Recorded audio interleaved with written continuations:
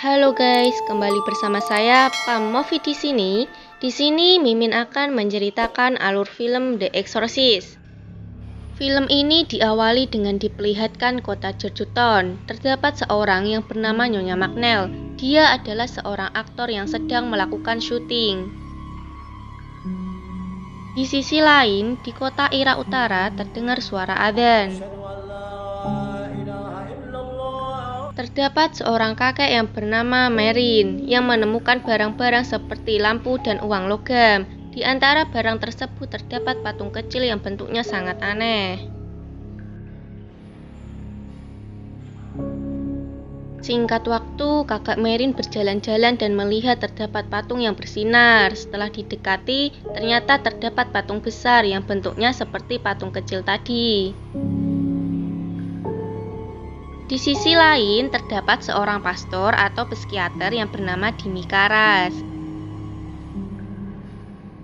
Ia mempunyai ibu yang penyakitan, tetapi Dimi sangat menyayangi ibunya.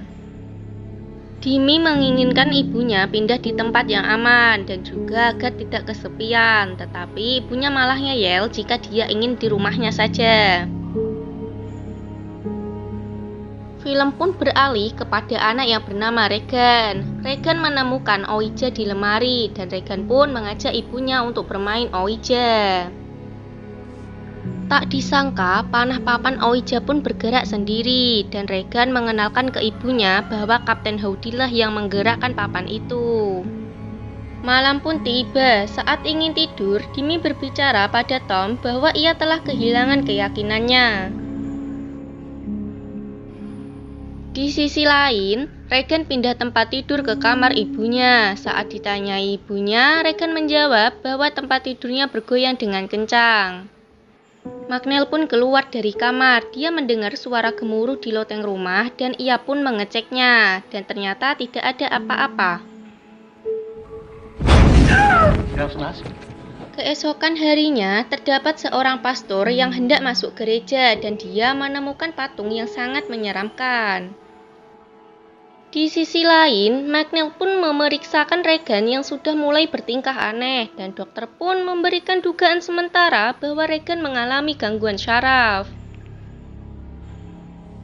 Film pun beralih ke Nyonya Karas. Ternyata Nyonya Karas berada di rumah sakit jiwa. Dimi pun menyesali itu dan melampiaskan amarahnya dengan olahraga karena telah mendapatkan kabar bahwa ibunya telah meninggal dunia. Malam pun tiba dan semua tamu pesta menikmati pesta yang meriah itu.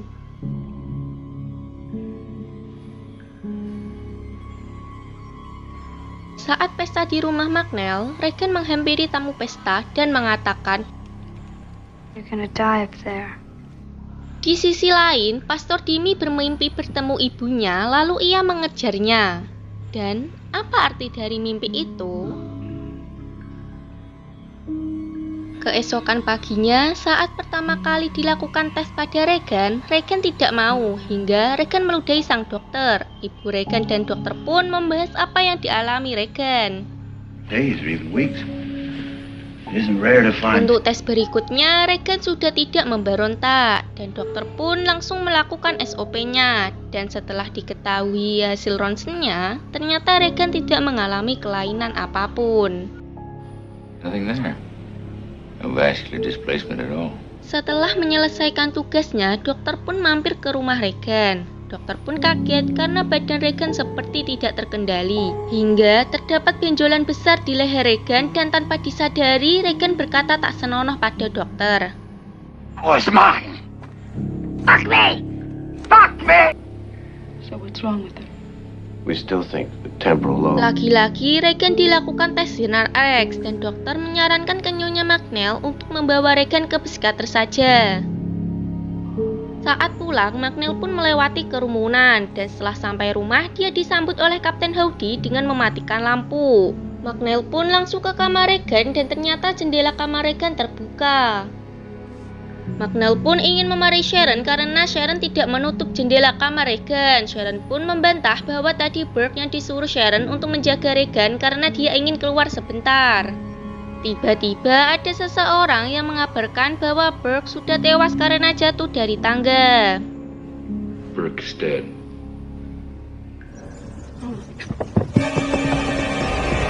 Singkat waktu, Regan pun dibawa ke psikiater dan ditanya, Who is it? I don't know. Are you the person inside of Reagan? Di sisi lain, terdapat polisi yang bertanya pada pastor, akankah dia mengetahui Burke tewas? Pastor bilang ya, Burke tewas karena terjatuh kan? Polisi bilang kepada pastor bahwa Burke tewas terjatuh dan kepalanya terpuntir ke belakang. Polisi pun ingin agar pastor Dimi merahasiakannya. Film pun beralih pada rapat untuk membahas Regan. Salah satu dokter menyebutkan bahwa itu adalah perilaku di bawah sadar yang diawali dengan konflik, sehingga menuju khayalan pasien bahwa tubuhnya dirasuki roh. Nyonya Magnell pun marah lalu mengatakan 88 orang dokter hanyalah mengatakan omong kosong, dan salah satu dokter menyarankan untuk dilakukan pengusiran setan pada Regan. Singkat waktu, polisi pun datang ke rumah Nyonya Magnell dan dia mencurigai bahwa Regan yang membunuh Burke. Likely he would fall. Setelah polisi pulang, Magnell pun langsung ke kamar Regan dan ternyata Regan sudah kesurupan dan tindakannya sudah tidak terkendali hingga melempar ibunya sendiri. Keesokan paginya, Magnell menemui Pastor Dimi untuk menanyakan bagaimana caranya untuk mendapatkan pengusiran setan. Pastor Dimi mengatakan upacara pengusiran setan sudah tidak lagi dilakukan, tapi jika ingin melakukannya, kita harus izin ke gereja terlebih dahulu. Singkat waktu, Pastor Dimi pun datang ke rumah Regan. Setelah sampai ke kamar Regan, Pastor mulai menanyai Regan. Tak disangka, Regan malah menyemburkan cairan hijau pada Pastor Dimi. Dan ternyata polisi memantau rumah Regan. Singkat waktu, Regan pun dipancing berbicara Latin oleh Pastor Dimi agar Pastor tahu apakah Regan benar-benar kerasukan atau tidak. Lalu Pastor menyiram air ke tubuh Regan, padahal yang sebenarnya itu bukan air suci. Pastor hanya memancing setan yang ada di dalam tubuh Regan. Pastor Dimi pun tanya pada temannya bahasa apa yang telah diucapkan pada Regan, dan ternyata itu adalah bahasa Inggris terbalik. Pastor Dimi pun pulang ke rumahnya dan mendengarkan lagi rekamannya, dan ternyata Regan ada mengatakan, "Marin, takutlah pada pastor," dan diulang-ulang. Singkat waktu, Sharon pun mengajak Pastor Dimi ke kamar Regan untuk memberitahu bahwa ada tulisan "Help me" di perut Regan. Pagi pun tiba, Pastor Dimi meminta izin ke Yang Mulia untuk melakukan pengusiran setan pada Regan. Yang Mulia menyarankan untuk didampingi oleh orang yang lebih berpengalaman. Setelah itu, Pastor Mary pun diberi surat oleh Yang Mulia agar dia bersedia membantu Regan dalam pengusiran setan. Malam pun tiba, Pastor Merin telah tiba di kediaman Regan. Sebelum memulai ritual, Pastor Merin pun berbicara pada Pastor Dimi bahwa setan itu pembohong. Dia memutarbalikkan kebohongan dengan kebenaran untuk menyerang kita secara kejiwaan. Ritual pun dimulai, tak disangka Regan menyemprot cairan ke muka Pastor Merin. Pastor Merin dan Pastor Dimi membacakan ayat-ayat.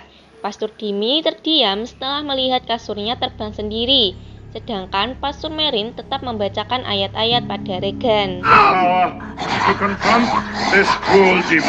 Keadaan Regan pun semakin parah. Setan yang ada di dalam Regan terus memberontak hingga mengucapkan kata-kata yang tak senonoh, yaitu "setubuhilah dia Karas." Entah kenapa setan itu seperti ingin Regan kehilangan kesuciannya. Pastor Dimi dan Merin pun tak menghiraukannya dan terus membacakan ayat-ayat suci. Tak disangka setan itu pun melempar tubuh Pastor Dimi dan Merin. Pastor Dimi dan Merin pun beristirahat sebentar. Setelah cukup beristirahat, Pastor Dimi dan Merin pun kembali ke kamar. Singkatnya, Pastor Dimi kena genjutsu setan yang menyamar sebagai ibunya.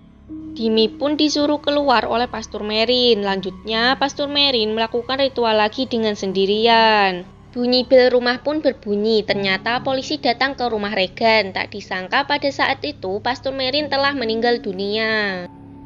Di saat kemarahan Pastor Dimi, dia tidak sadar telah mengatakan ambil diriku sebanyak 3 kali, dan setan pun pindah ke Pastor Dimi. Dan ya, Pastor Dimi meloncat dari jendela kamar Regan dan meninggal dunia.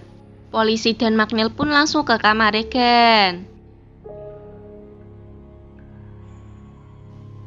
Keesokan paginya, semua pun bersiap untuk pindah ke Eropa. And ya, film pun sudah selesai.